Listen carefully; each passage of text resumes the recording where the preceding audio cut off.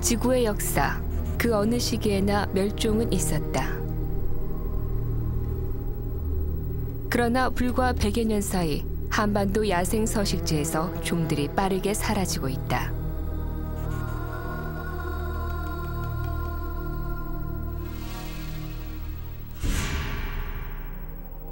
환경부 지정 멸종위기 야생동물 1급인 황금박쥐. 우리나라에 총 166마리밖에 보고되지 않은 세계적인 희귀종이다. 그러나 황금박쥐는 동면처 이외에는 알려진 것이 없다. 어디서 새끼를 낳고 어디서 여름을 보내는지 온통 미스터리다.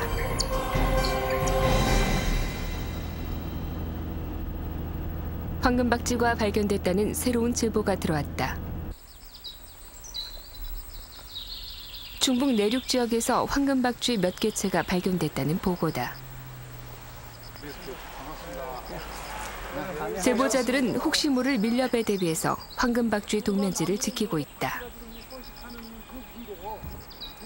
국내 박쥐 전문가 최병진 박사와 일본 박쥐 연구의 권위자인 마에다 교수가 현장을 찾았다. 황금박쥐는 일본에서도 관심이 많은 종이다. 중국에도 도로가 예정대로, 계획대로 이제 도로가 양쪽에서 줄여가지고. 황금박쥐가 있다는 곳은 사람의 접근이 힘든 오래된 폐광이었다.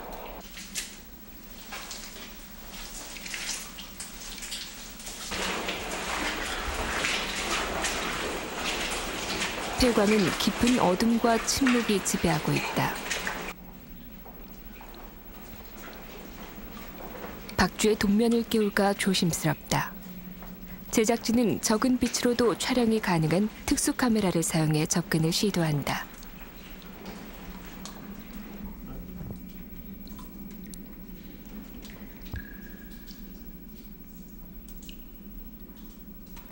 폐광의 끝, 멀리 박쥐가 보인다.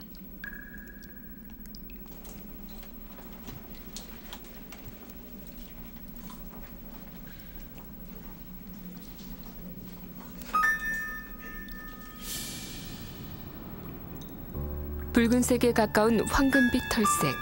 그래서 황금박쥐라는 애칭으로 더 많이 불리우는 붉은 박쥐다. 일반적으로 박쥐는 흑색이나 암갈색을 띠는데 유일하게 황금빛을 띠는 이 화려한 박쥐의 존재는 세계학계를 놀라게 했다.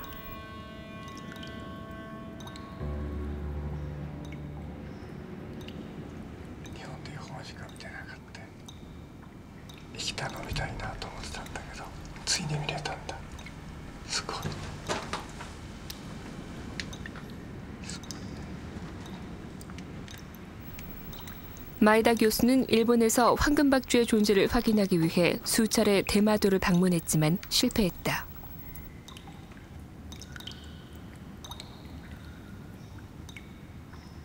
일본では黒赤コウモリが見つかったのは対馬だけです。で、今まで一番最初に見つかったのは1920年かな、19年頃からなんですが、それから今まで7頭しか見つかってません。したがって、私の考えとしては、多分黒赤コウモリは対馬で繁殖してない。じゃあどこから来るのっていうと、韓半島から来るんじゃないかっていうふうに思ってます。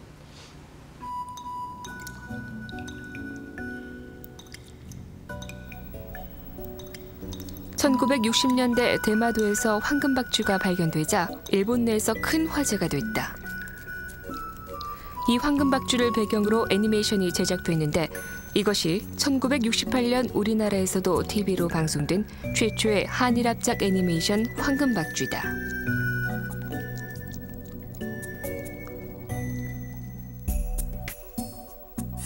황금박쥐는 아프가니스탄에서 우리나라까지 주로 따뜻한 지역에 분포하는데 대개 한두 마리 발견된 정도다. 그 가운데 황금박쥐가 대규모로 서식하는 곳은 우리나라와 대만뿐이다. 지난 1999년 전남 한평에서 황금박쥐의 집단 동면지가 최초로 발견됐다. 한평은 우리나라 황금박쥐의 80% 이상이 서식하고 있는 곳이다.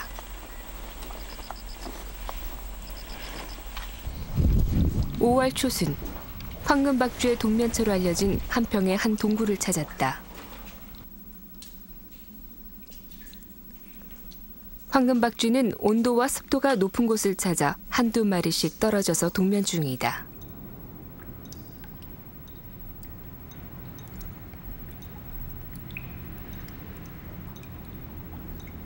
깊은 동굴은 온도와 습도의 변화가 거의 없는 안정된 환경이다.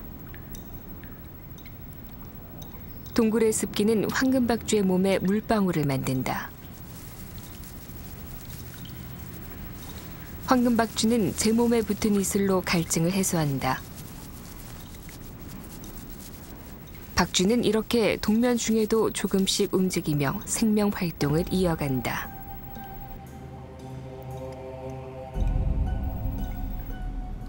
지금까지 학계에 보고된 바에 따르면 국내 황금박쥐 암컷과 수컷의 성비는 1:10에서 1:40으로 암컷이 절대 부족한 것으로 알려져 있다.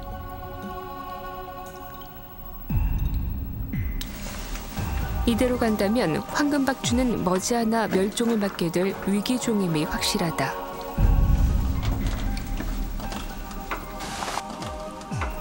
수컷이 아니다.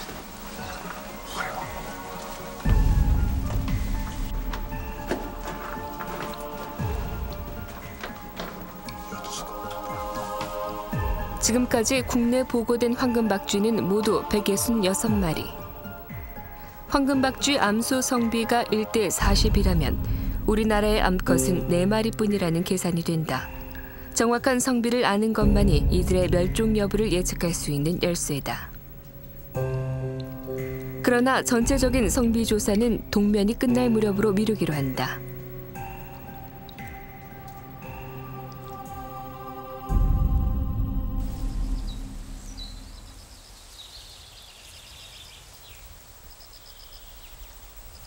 겨우내 잠들었던 생명이 깨어나는 계절 봄.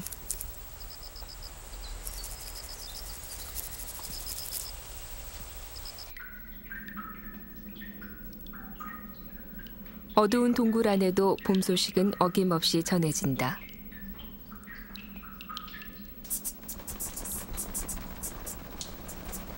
관박쥐가 겨울잠을 털고 날아다니기 시작한다.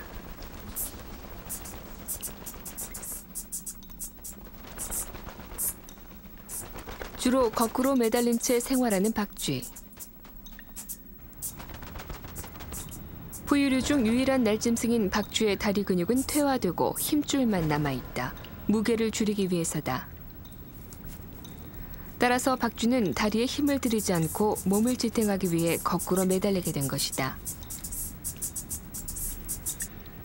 박쥐의 발가락 끝은 갈고리 형태로 되어 있어 거꾸로 매달리는 데 적합하다.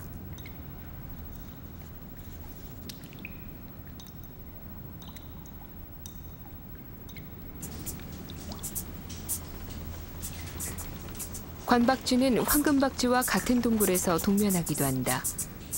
먼저 깨어난 관박쥐가 황금박쥐의 겨울잠을 깨우는 회방꾼이 될 때도 있다.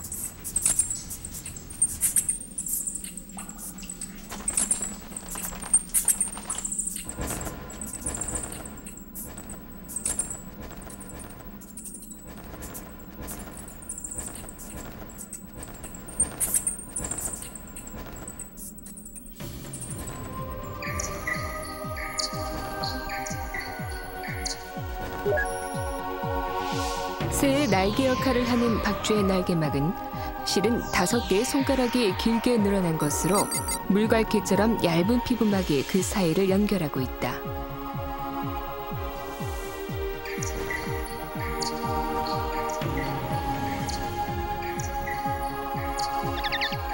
황금박쥐는 비행 중 입을 벌리는 행동을 하는데 이는 입에서 초음파를 발사하기 때문이다.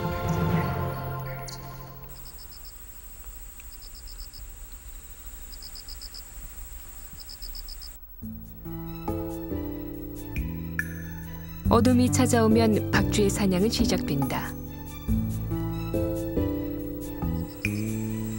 그런데 동굴 안에서 생활하는 박쥐는 어떻게 시간의 흐름을 짐작하는 것일까? 동굴 입구. 선발대 박쥐들이 서성이며 날이 어두워지기를 기다린다. 조도 탐지 비행이 시작된 것이다.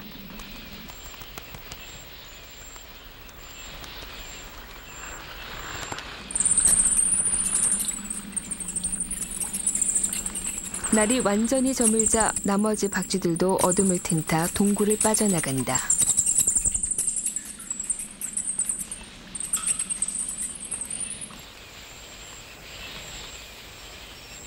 야행성인 박쥐는 해질 무렵 활동을 시작해 밤새 먹이 사냥을 한 후 새벽녘에야 돌아온다.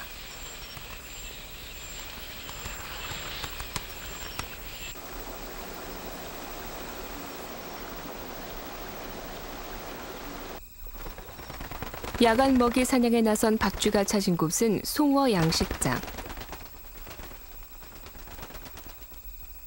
우리나라의 모든 박쥐는 곤충을 먹이로 한다. 송어 양식장에는 나방과 하루살이 같은 박쥐가 좋아하는 사냥감이 많다.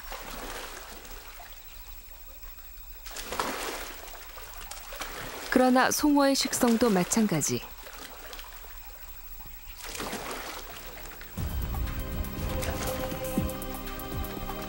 먹이를 차지하기 위한 박쥐와 송어의 한판 승부가 펼쳐진다. 야행성 벌레들은 대개 해충으로 박쥐는 해충 박멸의 숨은 일꾼이다.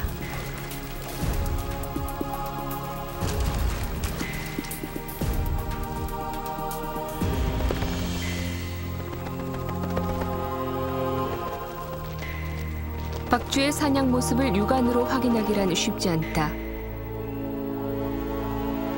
느린 화면으로 확인 결과 0.7초에 6번의 빠른 날개짓을 한다.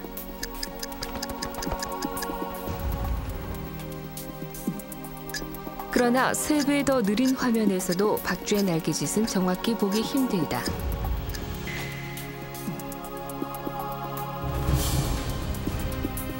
초고속 카메라로 박쥐의 날개짓을 확인해 보기로 했다.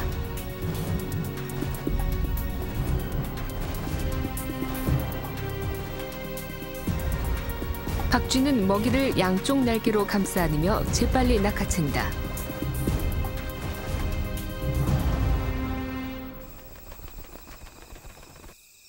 나방처럼 비교적 큰 먹이는 안전한 곳으로 가서 차분히 포식하기도 한다.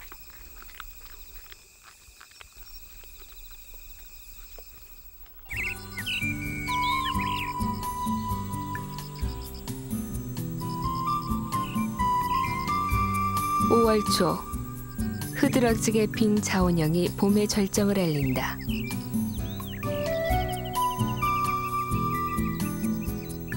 매년 나비축제가 열리는 한평은 환경생태 농업의 본고장으로 농약 사용을 최대한 자제하고 있다.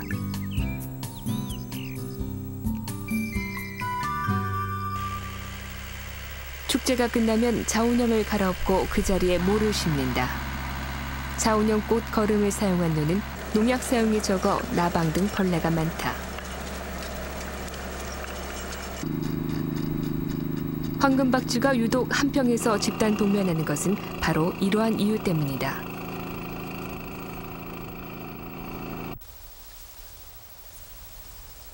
황금박쥐의 동면이 끝나갈 무렵 영산강 유역환경청이 중심이 되어 새로운 서식처를 찾아보기로 했다. 황금박쥐 전반에 대한 성비 조사를 하기 위해서다. 황금박쥐 서식처는 모두 저수지 반경 800m 이내, 폐금강이라는 공통점이 있다.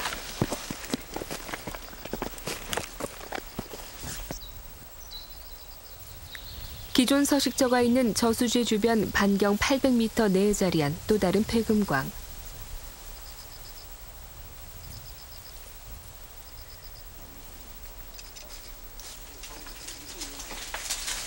(10여 년) 이상 관리되지 않은 폐광은 사람이 접근하기 위험하다.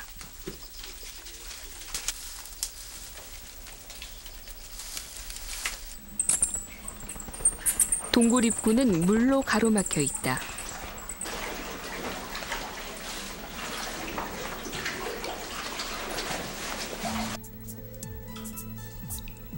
동굴 깊은 곳에 이르자 동면 중인 황금박쥐가 보인다. 한두 마리가 아니라 일찍이 발견된 적이 없는 한때의 무리다.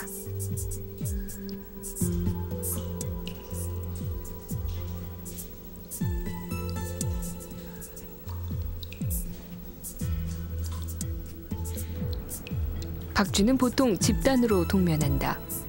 그러나 황금박쥐는 한두 마리씩 떨어져 동면하는 것으로 알려져 있다. 그런데 이곳에서는 64마리의 황금박쥐가 대규모로 집단 동면하고 있는 것이다.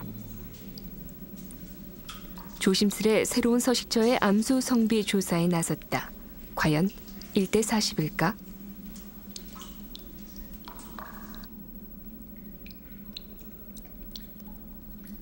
조사 결과 암수 성비는 평균 1대2, 비교적 안정된 성비로 나타났다. 그동안의 학설과는 다른 전혀 새로운 결과다.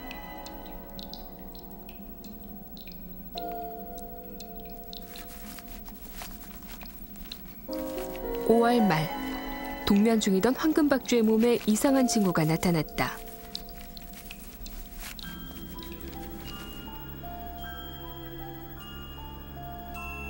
생애 절반 이상을 잠으로 보내는 황금박쥐의 동면 시 심장 박동수는 1분에 약 50회. 그러나 깨어나면서 박동수는 450회까지 증가한다. 온도 변화를 민감하게 감지하는 열감지 카메라로 체온 상승 과정을 쉽게 확인할 수 있다.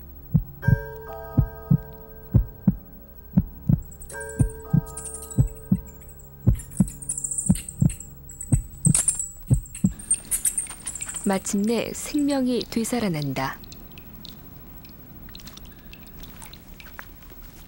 먼저 깨어난 황금박쥐의 움직임 탓에 주변 동료들이 단잠에서 깨어나기도 한다.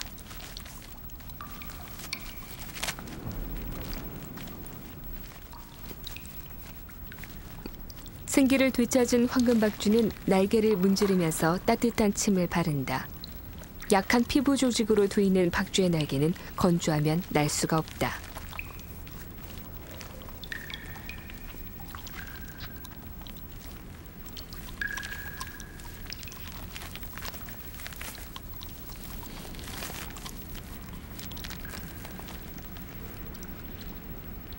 드디어 황금박쥐가 날아오른다.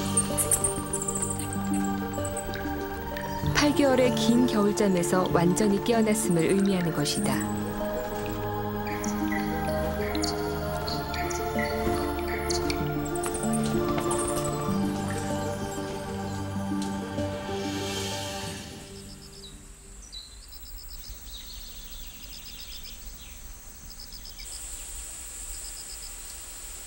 황금박쥐는 동면에서 깨어나면 다시는 동굴로 돌아오지 않는다. 황금박쥐가 어디서 여름을 보냈는지는 여전히 수수께끼로 남아있다. 다만 황금박쥐는 산림성 박쥐라는 정보만 알려져 있다. 산림성 박쥐는 일반적으로 고목의 나무 동굴에서 번식한다.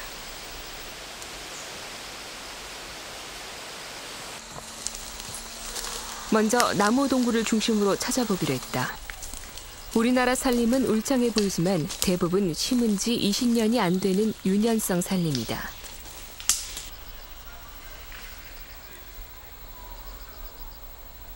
한평 일대에서 황금박쥐가 번식하기에 적당한 고목 찾기는 쉽지가 않다.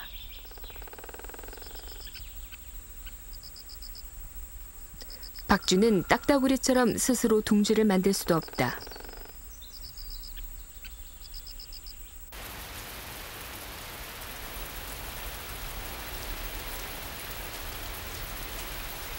비가 올 때 박쥐들은 곧잘 민가 주변으로 몰린다.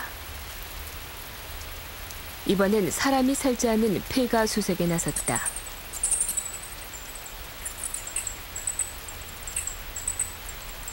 발견된 것은 관박쥐 3마리. 우리나라 박쥐 중 가장 쉽게 찾아볼 수 있는 종이다.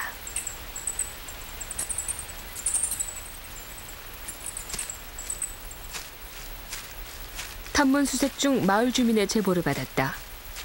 그 검붉은 박쥐인데요. 조그만하고 일반 박쥐가 좀 적고요. 이제 제가 이제 밤에 와 보니까 날아다니는 모습을 제가 확인을 했습니다. 근데 아마 서식하는 내가 봄 마리수로는 한 3-4마리 정도. 저기 있는 강아지 색깔과 비슷합니다. 제보자의 설명으로는 틀림없는 황금박쥐다. 소변인 것 같아요, 이게 아마. 이게 계속 흘러내리더라고요. 폐가 처마 아래 박쥐의 배설물로 보인다. 굳은 정도를 보니 지금도 서식하고 있을 가능성이 크다.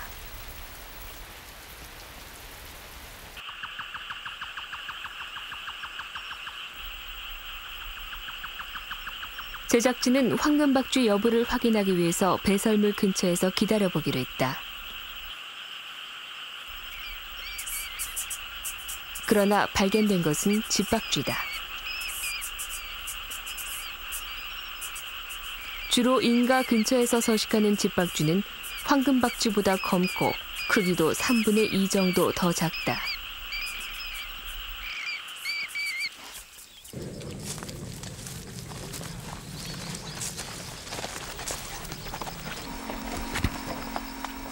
(6월) 초 황금박쥐의 3분의 2가 겨울잠에서 깨어나 동굴을 떠났다. 제작진은 문화재청 허가를 받은 후 여름 서식처를 알아내기 위해서 황금박쥐에게 전파 발신기를 달기로 했다.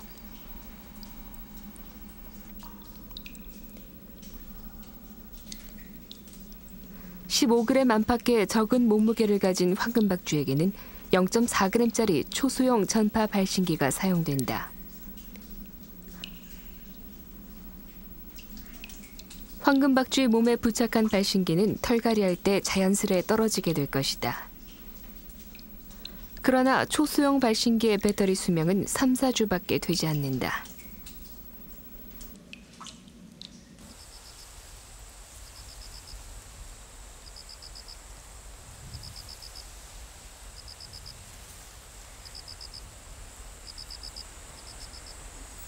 과연 전파 발신기를 부착한 13마리 황금박쥐가 보내오는 신호를 찾을 수 있을 것인가?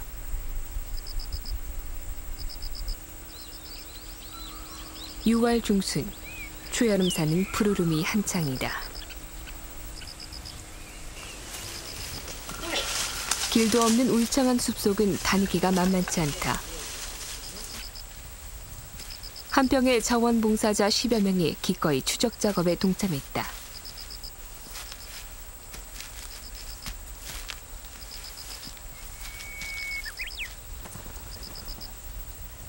여름새의 꾀꼬리는 번식기를 맞아 분주하고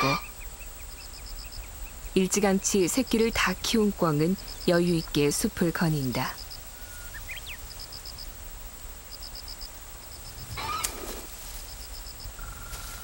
제작진은 한평 일대의 산과 대나무 숲을 일주일간 집중 수색했다. 그러나 황금박쥐가 보내는 전파는 잡히지 않았다.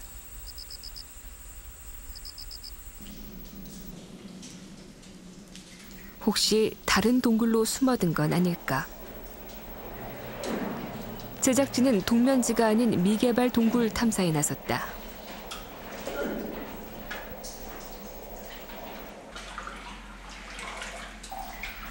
특히 습도가 높은 동굴을 집중적으로 찾아보기로 했다.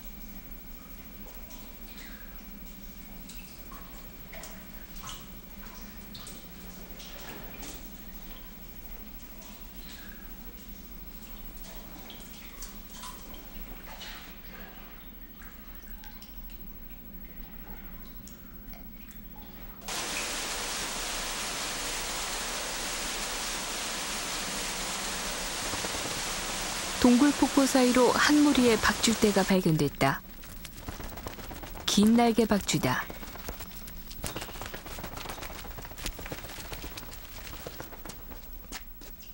이번에는 폐광을 수색해보기로 했다. 자연동굴의 상당수가 관광지로 개발되면서 이제 폐광은 우리나라 박쥐의 85%가 서식하는 보금자리가 됐다. 제작진은 한 폐광에서 수백 마리의 긴날개 박쥐떼를 발견했다.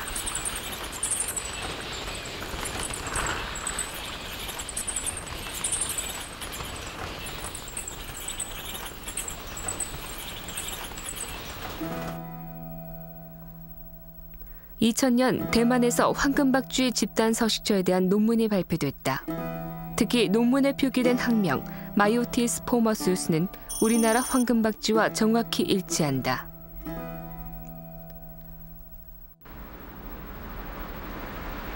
제작진은 전 세계에서 유일하게 여름 번식처가 확인된 대만으로 날아갔다. 대만 남서부의 시골 마을.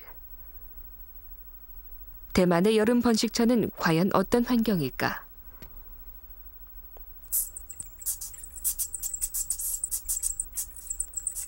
고가의 처마 밑 100여 마리쯤 되는 대만 황금박쥐들이 보였다.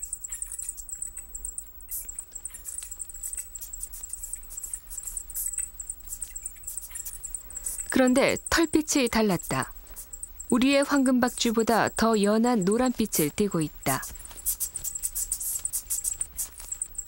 출산을 마친 대만 황금박쥐들.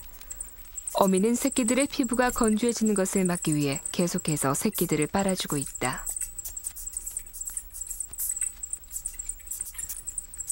어미의 젖꼭지를 문 채 이동하는 대만의 황금박쥐들. 그런데 보면 볼수록 우리와는 달라 보인다. 박쥐라고 그러는 것은 뭐 털 색깔만 달라도 서로 그 종을 분류를 하는데 뭐 이빨의 크기에 따라서도 그 분류를 합니다. 근데 이것은 외형만 보더라도 우리나라 종하고 전혀 다른 거로 볼 수 있습니다. 비교 결과 대만의 황금박쥐는 우리와 달리 귓바퀴에 검은 테두리가 없다.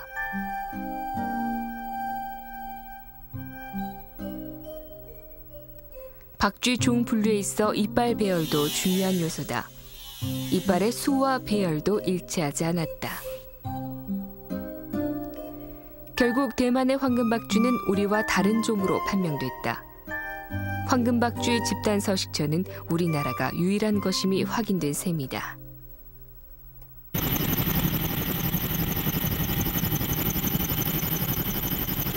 대만에서 황금박쥐 번식처에 대한 정보를 얻는 것은 실패로 돌아갔다.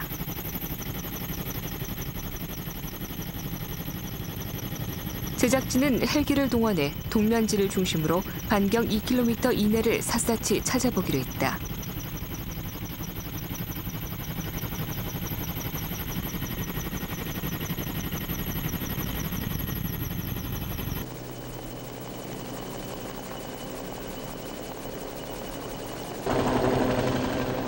저수지 근처에서 황금박쥐 전파함이 수신됐다.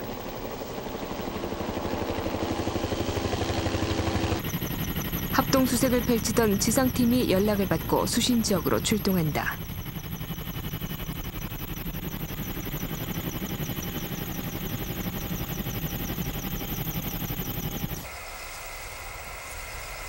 곧이어 전파 발신기 추적의 경험이 많은 지리산 반달가슴곰 관리팀이 지상 수색 작업에 긴급 투입됐다.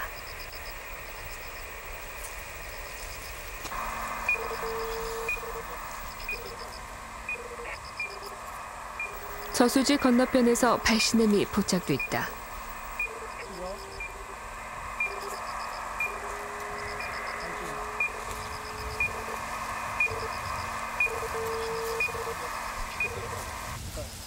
분명히 지금 신호는 이게 발신기 신호인데 분명히 왼쪽에서 지금 오른쪽에서 왼쪽으로 가면서 지금 신호가 멀어졌거든요. 저수지 아래쪽으로. 그러니까 분명히 그 얘기는 여기서 이쪽 방향으로 이동했다는 얘기거든요. 결론을 내리자면 얘가 분명히 여기서 이런 형태로 타고 와서 이렇게 이동한 거거든요. 낮 시간에. 예. 발신음이 들리는 저수지 너머 숲은 사람들의 통행이 거의 없는 곳이다.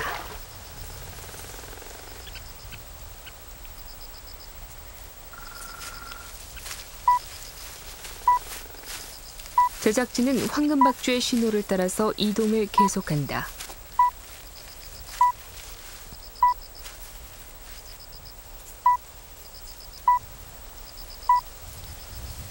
나무 가지 아래 신호를 보낸 황금박쥐가 있었다. 신호 결과는 확실했다.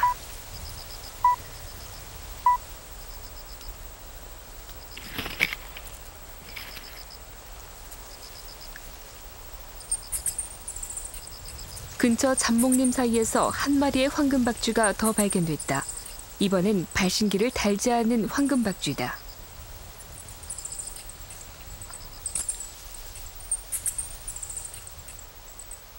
나뭇잎 사이에 숨어서 휴식을 취하던 황금박쥐는 입을 벌리고 초음파를 발사하며 경계태세에 돌입한다.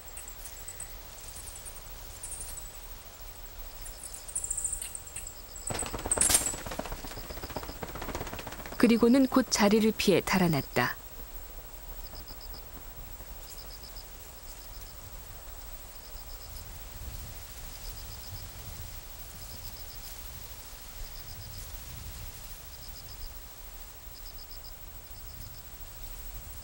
최초 발견 지역에서 1km쯤 떨어진 숲속. 역시 잡목림 사이에서 또 다른 황금박쥐를 찾을 수 있었다.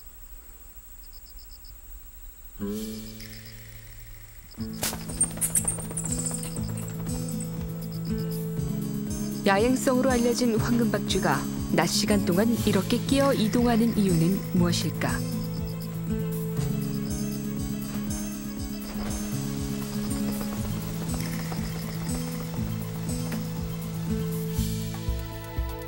이동 경로 추적 결과 황금박쥐는 동면지를 중심으로 약 8km 반경으로 활동하고 있음이 확인됐다.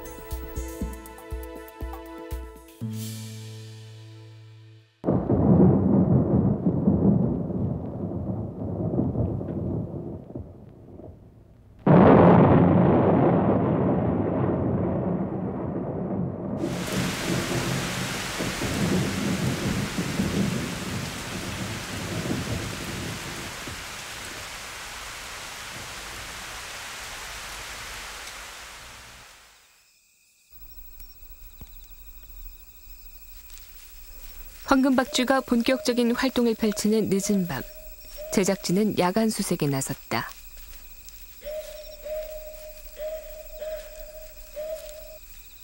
몸 길이 5cm의 조그만 황금박쥐를 밤에 발견하기란 쉽지 않은 일이다. 제작진은 빛이 아닌 열로 사물을 파악하는 열감지 카메라를 준비했다. 열감지 카메라는 열이 있는 물체를 붉게 표시한다.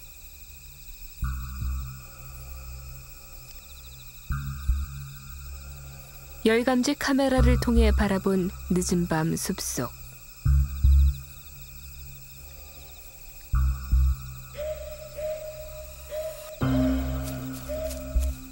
네 발로 움직이는 붉은 형체가 카메라에 잡혔다.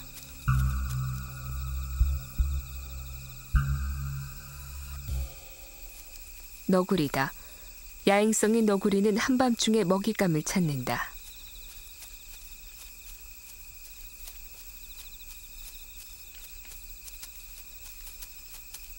제작진을 발견한 너구리는 곧 숲속으로 주랭랑을 친다.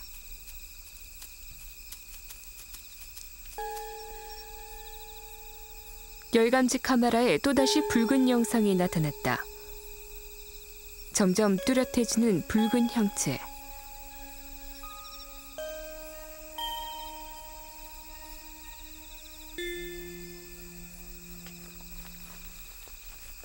황금박쥐다.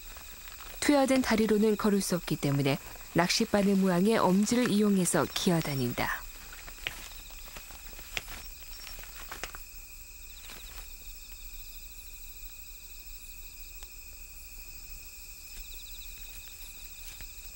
나무 위를 기어오른 황금박쥐는 양날개로 나뭇잎을 말아주고 빗물을 받아먹는다.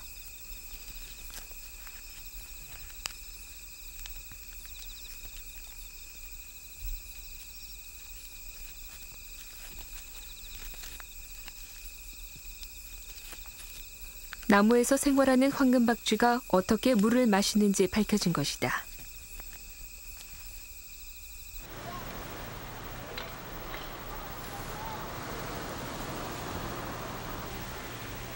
(6월) 말 한평 읍내. 가로등엔 나방과 하루살이 같은 야행성 벌레들이 몰려든다.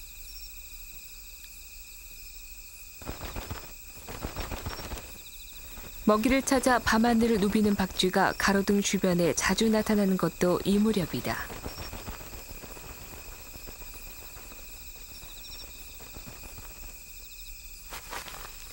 박쥐는 빛을 겨우 느낄 정도의 시력만을 지니고 있다. 그러나 황금박쥐를 포함한 모든 박쥐는 시각에 의존하지 않은 채 초음파를 활용해서 사냥을 한다. 초음파는 박쥐의 제2의 눈이다.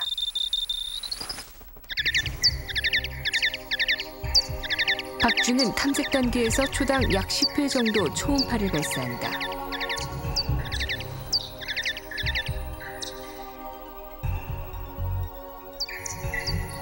박쥐의 레이더에 나방이 걸려들었다.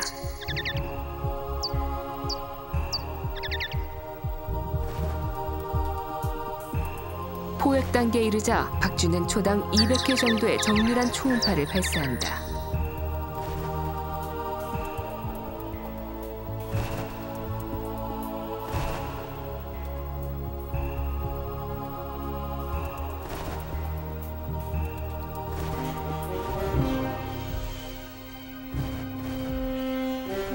한편 나방에게도 나름의 생존 전략은 있다.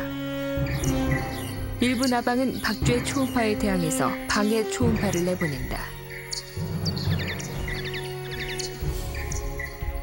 이로 인해 박쥐는 다 잡은 먹잇감을 놓치기도 한다.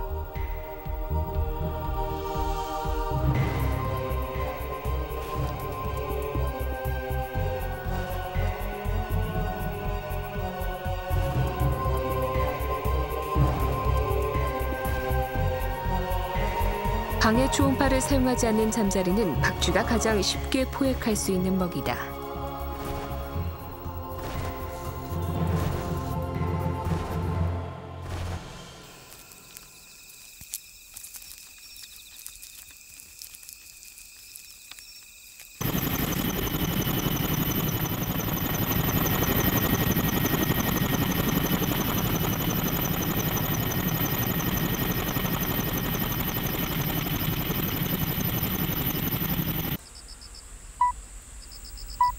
(6월) 말 발신기의 수명이 다 돼갈 무렵 한 폐가에서 황금박쥐의 신호음이 잡혔다. 농사철에만 창고로 쓰이는 곳이다.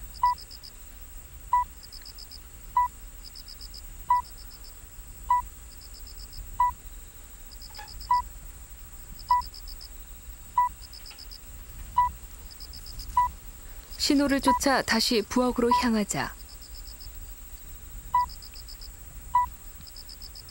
어두운 구석에서 한 마리의 박쥐가 보였다.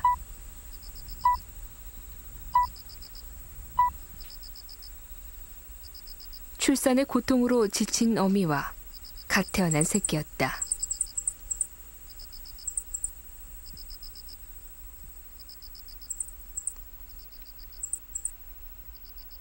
그때 제작진의 카메라에 무언가가 포착됐다. 박쥐의 목 뒤로 보이는 금속성 물질.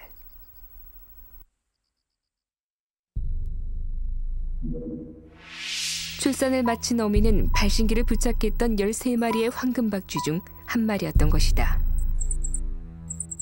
털갈이 중인 황금박쥐는 집박쥐의 털색과 비슷했다. 이러한 이유 때문에 여름철 번식기 황금박쥐의 발견이 힘들었던 것은 아닐까. 어미의 날개 밑에서 또 다른 새끼의 존재가 확인됐다. 새끼가 2마리인 것이다.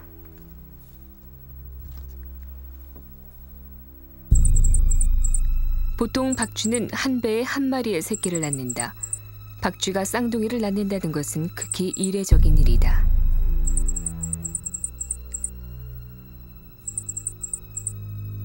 갓 태어난 새끼는 본능적으로 어미 품을 파고든다. 그런데 어미는 무슨 까닭인지 새끼를 받아들이려 하지 않는다.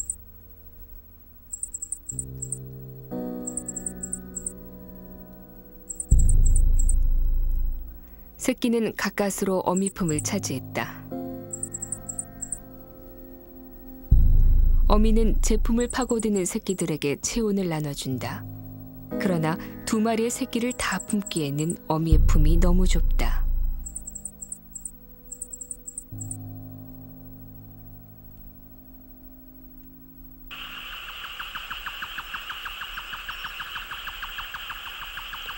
제작진은 황금박쥐 어미와 새끼의 활동에 지장을 주지 않기 위해 무인적외선 카메라를 설치하고 관찰하기로 했다. 그때 또 다른 황금박쥐 한 마리가 폐가로 찾아들었다. 발신기는 달고 있지 않았다.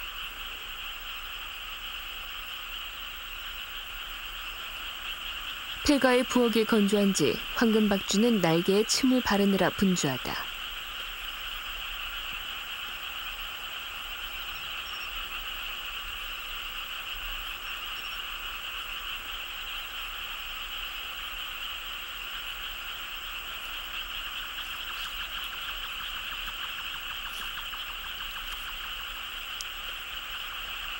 부엌 바닥, 배설물의 양이 많지 않다. 박쥐는 보통 일주일 전 출산할 곳을 찾는다. 출산처를 찾던 어미는 급하게 이곳으로 들어온 모양이다.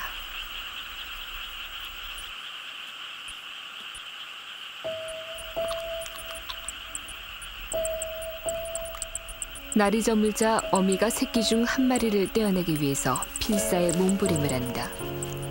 그럴수록 새끼는 어미에게 악착같이 매달린다.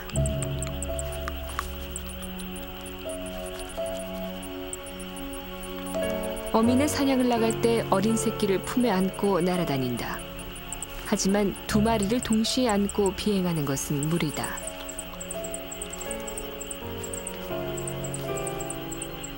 어미 품에서 떨어지지 않기 위한 갓 태어난 새끼의 본능. 어미는 단호했다.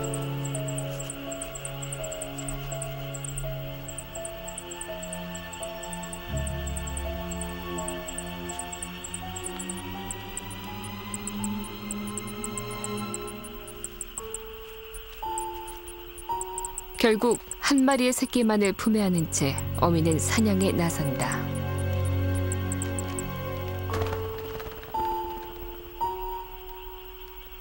어미가 나가자 다른 황금박쥐도 그 뒤를 따른다. 새끼 한 마리가 홀로 남았다.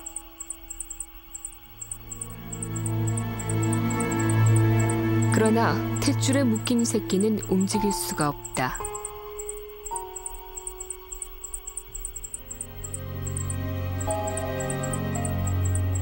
어미 품에서 벗어난 어린 새끼에게 가장 큰 적은 급격한 체온 저하다.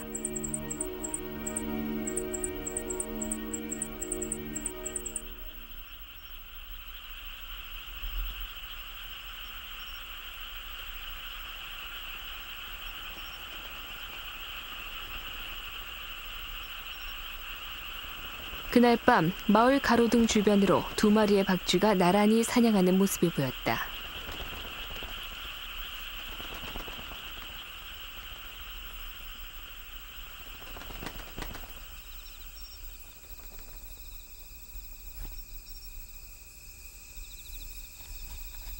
가까운 숲, 밤의 제왕 솔부엉이도 야간 사냥을 나왔다.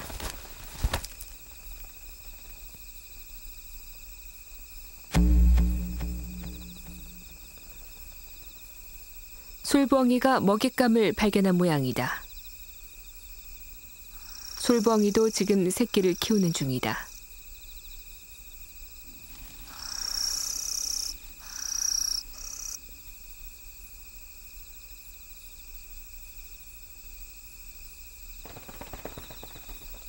어미 솔부엉이는 박쥐 사냥을 포기하고 새끼가 있는 둥지로 향한다.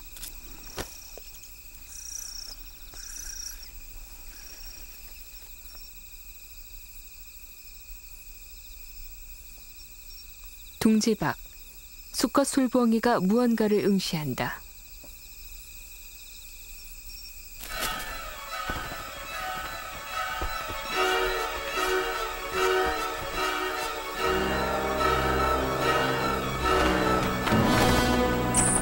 사냥을 나섰던 황금박쥐 한 마리가 솔부엉이의 먹이가 됐다.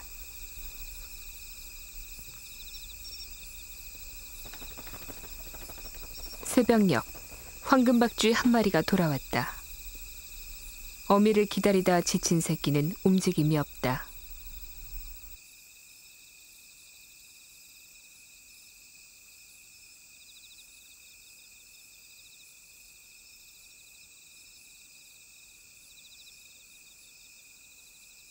돌아온 황금박쥐는 어미가 아닌 발신기가 없는 황금박쥐다. 새끼를 바라본다.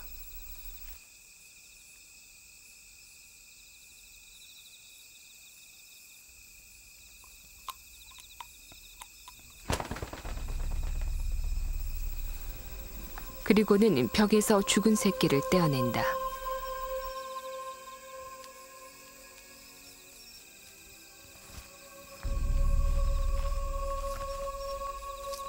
날개와 뒷발을 이용해 뭔가 열심히 긁어모으는 행동을 한다.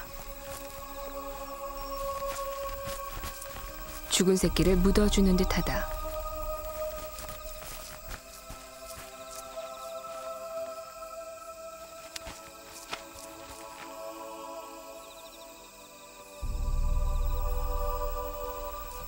한참 동안 같은 동작을 반복하던 황금박쥐는 곧 자리를 떠났다.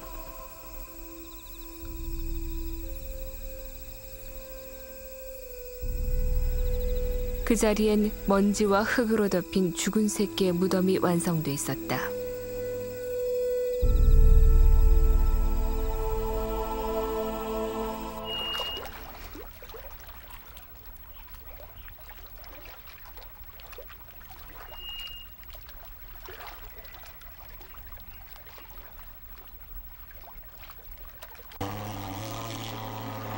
황금박쥐가 떠난 후 마을에서는 대대적인 소독 작업이 시작됐다. 여름철 집중적으로 이루어지는 방역은 박쥐의 먹잇감인 모기와 하루살이를 없앨 뿐만 아니라 박쥐에게도 치명적이다. 인가 주변에서 박쥐가 사라지는 결정적인 이유다.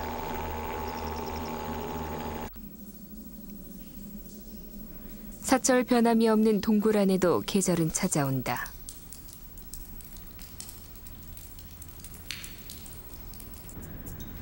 7월, 관박쥐의 출산 과정을 지켜보기로 했다.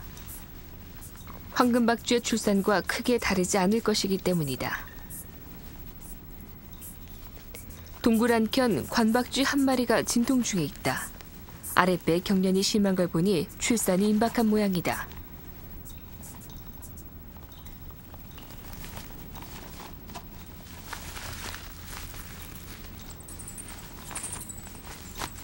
관박쥐는 새끼도 거꾸로 매달려서 낳기 때문에 어미에게는 위험하고 고통스러운 순간이다.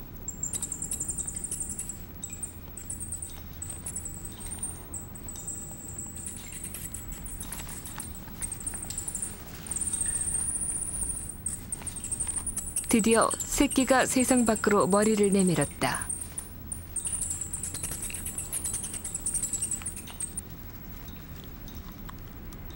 어미는 자신의 입으로 새끼에게 묻은 이물질을 제거해준다.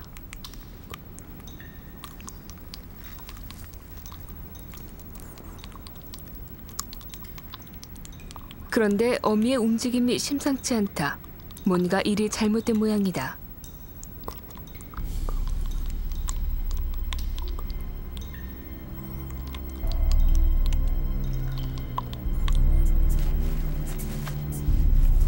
주변의 박쥐가 어미 곁으로 다가온다.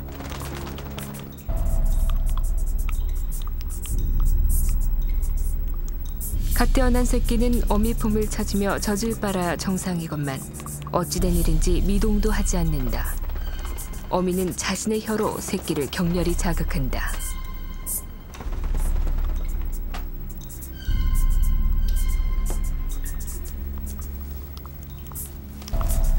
아무리 해도 새끼가 움직이지 않자 동료 박쥐도 함께 새끼의 몸을 자극하기 시작한다.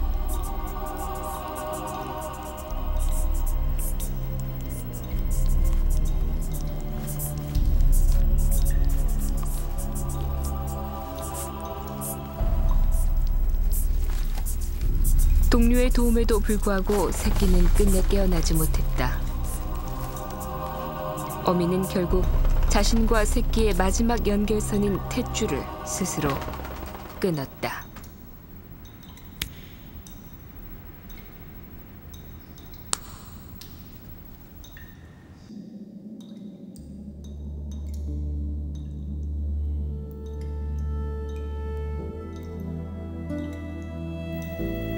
죽은 새끼와 이별을 구한 어미는 날개로 자신의 몸을 감싼 채 움직임이 없다.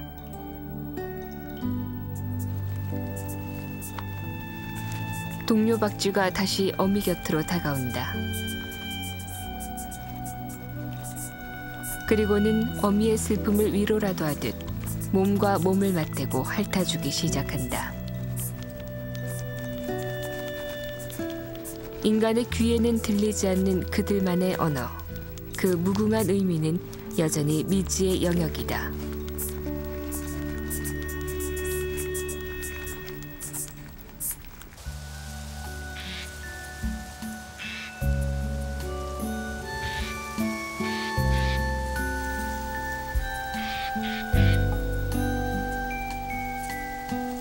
(10월) 초 붉은색으로 옷을 바꿔 입은 가을사는 겨울 채비에 들어간다.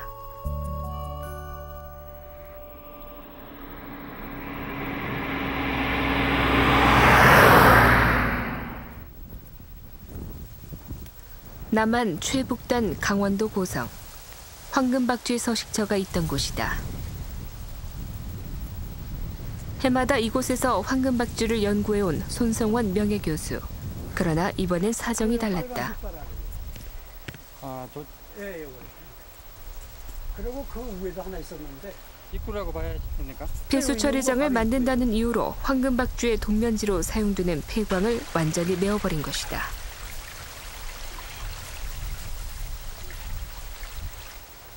물도 있고 되게 이제 이런 매년 이 무렵 동면을 위해서 이곳 폐광을 찾던 6마리의 황금박쥐는 더 이상 갈 곳이 없어졌다. 또 물론 뭐 이 주변에 폐광이 많은 지역이라고 그러면은 뭐 몇 개 정도, 3개인데 3개 정도 없어졌다고 하더라도 다른 데로 이주가 가능하고 별 문제가 없는데 여기에는 폐광이 별로 없어요. 그런데 상당히 그 박쥐들한테 유용하게 사용되고 있는 폐광을 이렇게 없앴다라고 그러는 건 박쥐들한테 큰 영향을 주죠. 이게 지금 강원도에서는 경남 남해의 한 젓갈 보관 창고. 이곳은 아예 가건물을 지어 동굴 입구를 막아버렸다.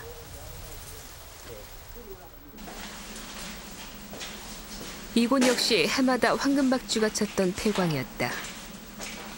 황금박쥐가 살기에 적당한 환경은 젓갈 보관에도 적합한 모양이다.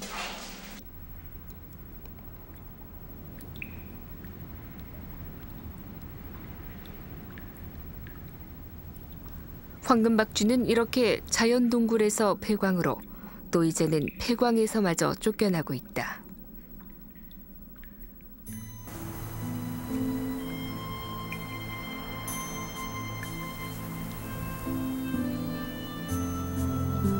눈송이 떨어지는 소리만 정적을 일깨우는 겨울산.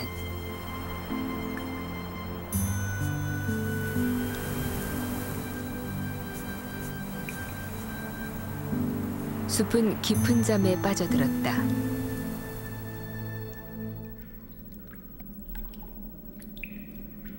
여름 내 활발히 먹이 사냥을 했던 관박쥐도 서로의 몸을 맞댄 채 잠을 청하고 있다.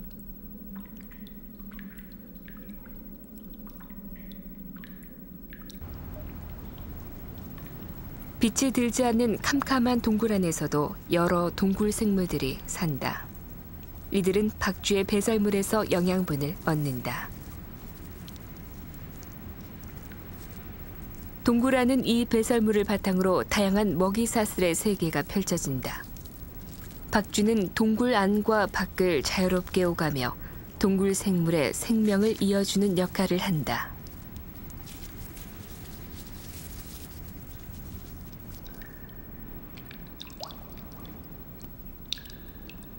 폐광은 아직까지 안전한 보금자리다.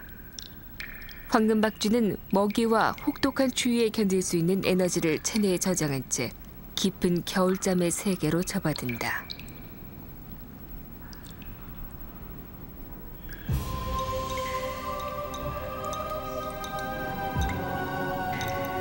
황금박쥐의 땅 한반도. 우리나라는 황금박쥐가 서식하는 지구상 유일한 나라다. 황금박쥐가 이곳에서 사라지면 전 세계 어디에서도 더 이상 볼 수 없다.